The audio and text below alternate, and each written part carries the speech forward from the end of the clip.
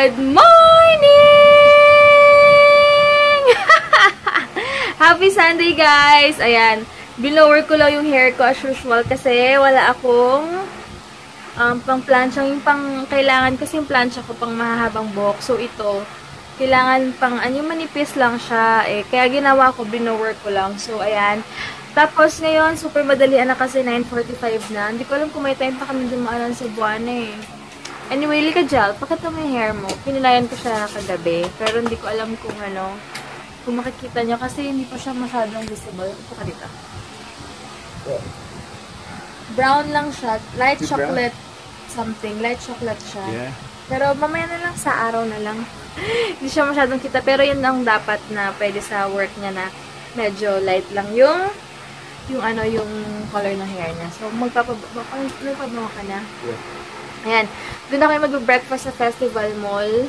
So, later na lang, guys. And, kay Ate Christine, ayun, thank you so much sa binigay niyang MAC na blush on kasi super the best blush on ever na na-try ko. Sabi ko nga, ibang-iba yung effect niya, tsaka yung pag-apply mo, super smooth lang yung blush on, the best talaga. And sis Yumi for my lippy na Revlon.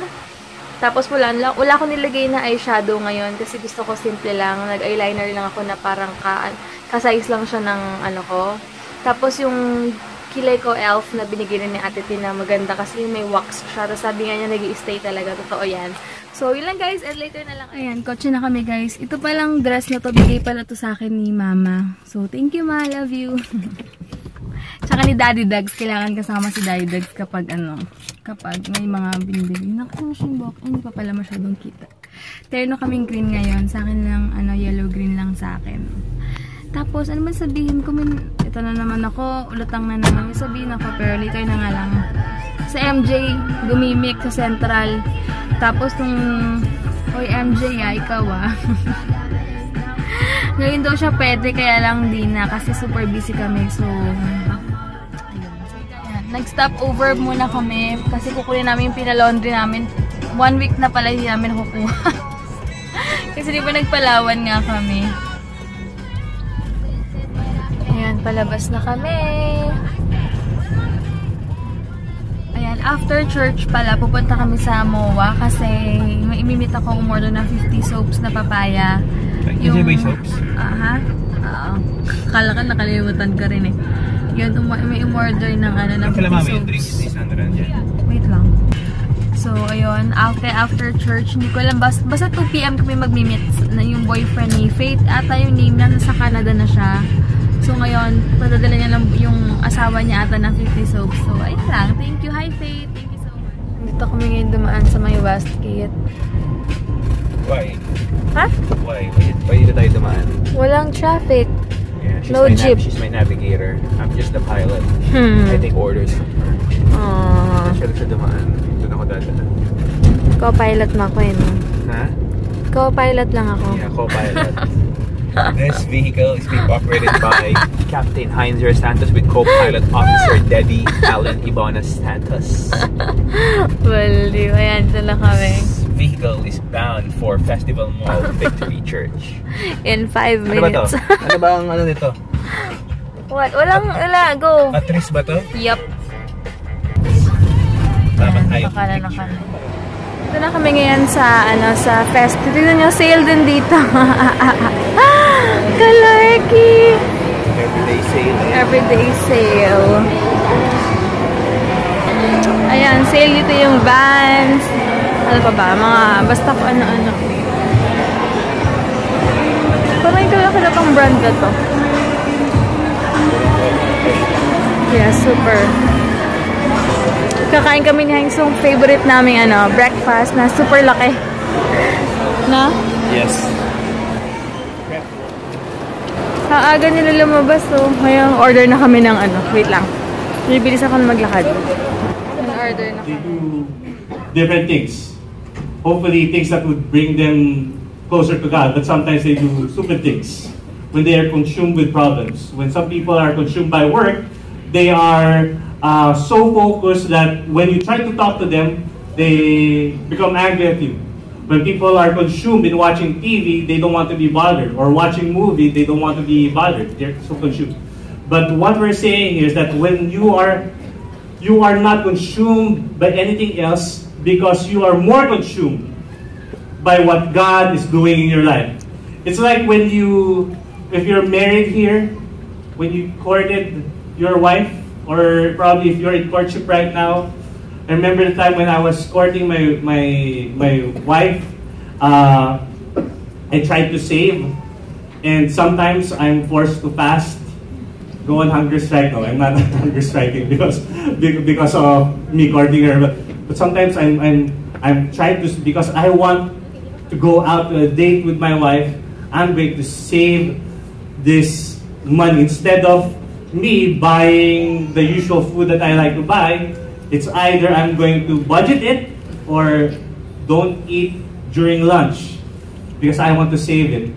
And sometimes there are times that we would, when we would go out, I came from work, I'm tired, but sometimes I would take the time to meet her and have a date.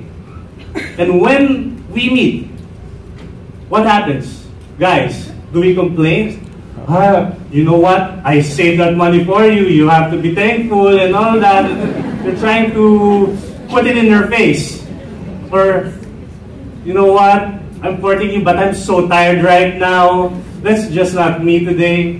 When you are passionate for something, when you are consumed about your relationship with a person that you love, the things that you sacrifice looks very small compared to the relationship with what you have. And you know what? A hunger for God is like that. That yes, this is a momentary sacrifice. Yes, I can feel the pain that this is creating in my sacrifice. But compared to what I have, the treasure that is before me, it is nothing compared to the pain that I'm feeling.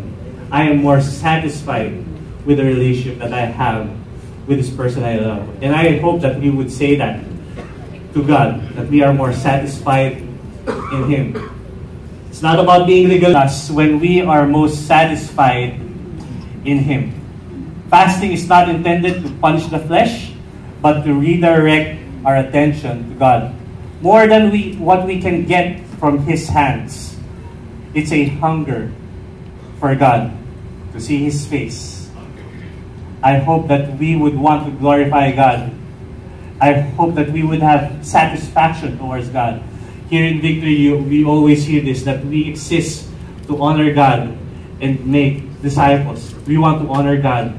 And when we honor God, when we bring satisfaction in Him, He is most glorified in our lives. Amen?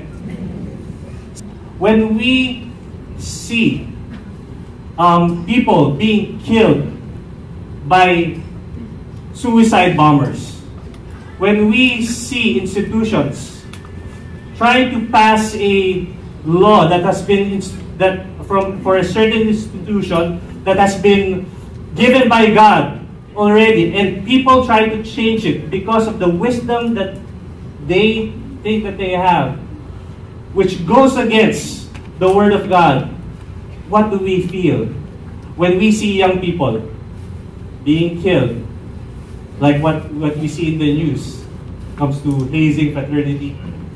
How do we feel? It's when we see those things, it's a way of seeing, God, you are not glorified in this. And when you are not glorified in this, I feel that thing as well. I feel your pain, your disdain. How do we feel? When we see, like in the news, when you heard of the news in a certain prayer meeting, I'm not trying to scare you, okay? But we'll have a prayer meeting this coming Tuesday. In the US, there was a prayer meeting, and there was this person who came in and started to kill people in the prayer meeting. When you hear news about that, how do you feel? Or when you see marriages being broken because of sin, how do you feel? When you see your office mates having an affair, knowing that they are already married, and having an affair with another office mate, how do you feel? You know what? A person was a hunger for God and a zeal for God will feel the things that God would feel when it comes to sin. And if we don't feel that thing, or if we don't feel that tug in our heart when we hear such things, that's the reason why we have to have an attitude of hunger for God. Lord, I hunger for you. Change my heart. Renew my heart. And when He does that, we also understand that, okay, all of these things are happening, Lord, but you have changed my heart, and I feel that, but I also understand that it's not me who's going to change all these things. I don't have the power. I know that you're the only one who can change all these things that are happening outside in the world, in my life, in my friend's life. That's where our second attitude comes in. Our attitude in fasting should we should be humble before God, because we know that we are surrendering to Him and saying, Lord, I have no power over these things. I want your will to be done here on earth. The things that hinders us to have a closer relationship with Him, what's that? Like sin, like addiction or bondages that we keep repeating over and over again, and we know that this area in my life doesn't bring glory to God, but it keeps on repeating and repeating. We try to fix it, we try to be good, we try to go to church and all that, but still we fail. Why? Because we're trying to do it our way. But when we humble ourselves, it's saying, Lord, this sin of mine, or my capability to try to overcome sin, I surrender it to you. Let your will be done. And you know what? When we surrender, God's power moves mightily in those people who surrender their lives. Amen? Bili daw siya ng bottled water niya. Water bottle. Water bottle. Ano sabi ko? Bottled water. Water bottle pala. Sorry. Hi guys, kakatapos lang ng service. Dapat pupunta muna kami sa lolo't lola ko. Kaya lang yung kamit namin, nasa MOA na. So, diretso na lang kami doon. Nakakahiya naman din mag-antay. Pero usapan talaga namin 2 PM. Kaya lang sobrang aga niya. Kaya diretso na lang kami doon. May namin gagawin yung mga dapat namin gawin. Mag-grocery pa tayo later. So, sa Pure Gold. Hindi, sa Pure Gold kila mami. Papunta kila mami later. Wala lang kami sa Pure Gold. Kasi na-enjoy ako mag-grocery doon kasi ang dami Palmolive shampoo. Saka mura. Oo, saka mura compare sa SM, di ba? Pupunta rin naman kami kila mami, so na lang. Ayan, super linis ng kalsada ngayon dito sa Festi. Sa Ang iba kapag Sunday, no? Weekdays. Pag weekdays, super busy naman. Buti tinagal nila yung stoplight dito kasi wala rin naman. Yan, dito na kami ngayon sa may Casimiro. Mamaya na ako magbablog guys pag nasa MOA na kasi 39% na yung battery ko. Ayan, sa Yakimix kami kakain kasi last day na ng pig out namin. Mag-eat all you can kami. Alam ko dito yan sa likod eh. Check lang namin kung saan.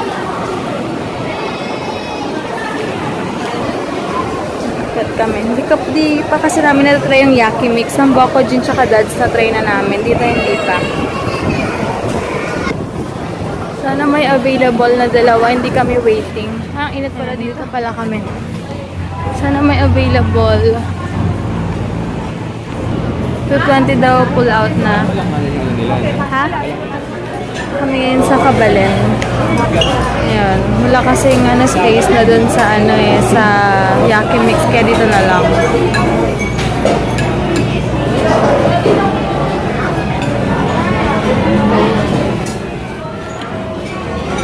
Ito pala yung yung food ko. Kare-kare, lumpia, tsaka mussels na super sarap ng lumpia nila dito, as in super the best. Tapos order ako ng green mango shake. Nagbibili ako dito sa, hindi ko alam kung paano ito i-pronounce. Basta dyan.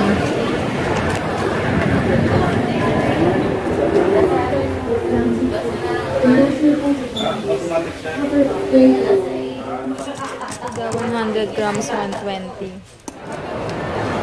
Super daming tao dito guys. Malulubat na ako. Mamaya pagpunta namin sa lola ko, doon ako mag-charge ng phone. Sabi super daming tao. Gusto ko na umuwi. Pero super dami. Nakakahilo.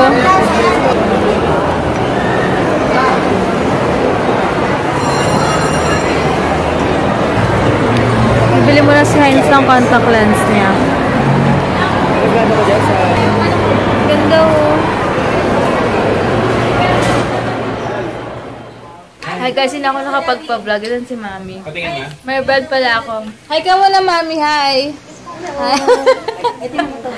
Kung pinabigyan na ako ni Mami ng oily na ako ng bread na super duper lambot. Sarap. Hintay na lang ako papanood yan. Mayroon kami yung buko. Yay. Hi guys.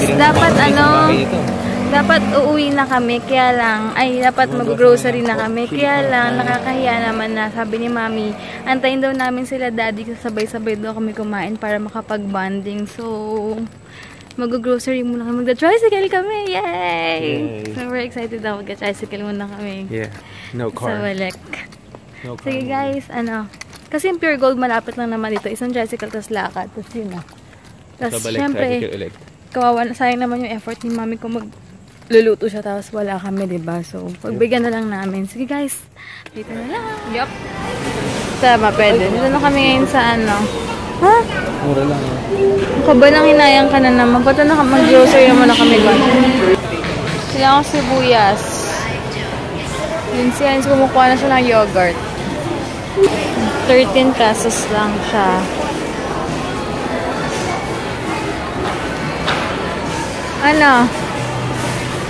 Best before July 21 today. Ito may berry mix. Masarap to. Mas gusto mo yung berry? Yup. So, ito yung slippers ni Sandra. Raspberry apple. Namimiss ko na kumain ng mga hami. Pwede ba itong ulamin? Di ba inuulam naman to? Ba't hindi mo ito bilhin quality, oh? Ito quality, mas pure food, oh. Pure foods pala. You want? Cook ham para sa'yo? Sa'yo rin, sa sandwich. Pwede naman ito chicken ham. Ha? Ayoko niyan. Dito lang. Hindi ko alam kung magkano eh, pero okay na to.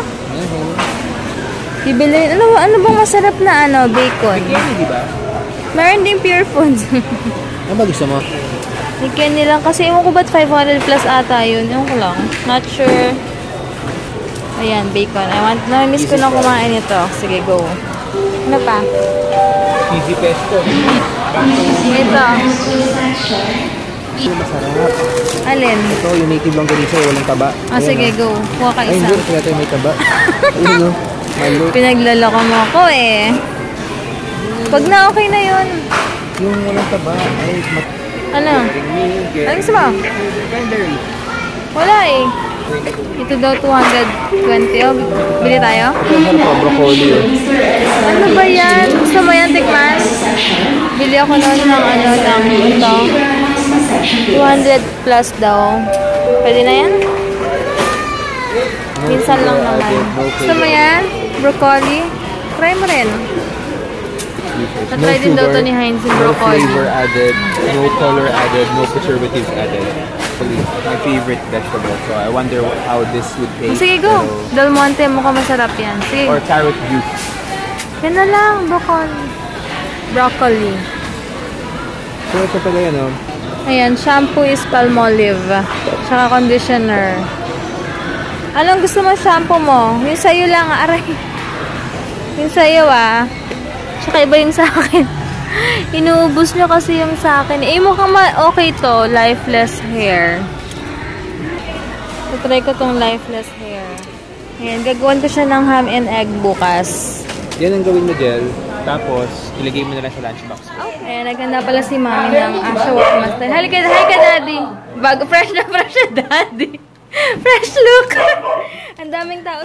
Hi guys, grabe, super busog. And finally, nakauwi na rin kami. And ayan, ito pala yung mga capsule na order sa akin. Yung 4, padadala ko siya sa US. Lalagyan ko muna siya ng, ang tawag ito? Ng bulak. Kasi parang hindi siya maalog sa box or kung ano man. Tapos yung 2 kay sis, nakalimutan ko yung name, basta suki ko na siya, bukas siya magbabayad for 2 bottles ng capsules. So, ayan, and mga lotion, mag-aayos pa pala ako, lalagay ko sa lalagyanan. So, medyo busy-busyhan ako today, hanggang bukas. So, asikasuin ko dapat ko asikasuin, guys. And si Heinz kumukuha lang ng box ng soap sa kotse. So, yun lang guys. And bukas na end ko na yung vlog namin. And sana nag-enjoy kayo. Thank you for watching guys. Thanks.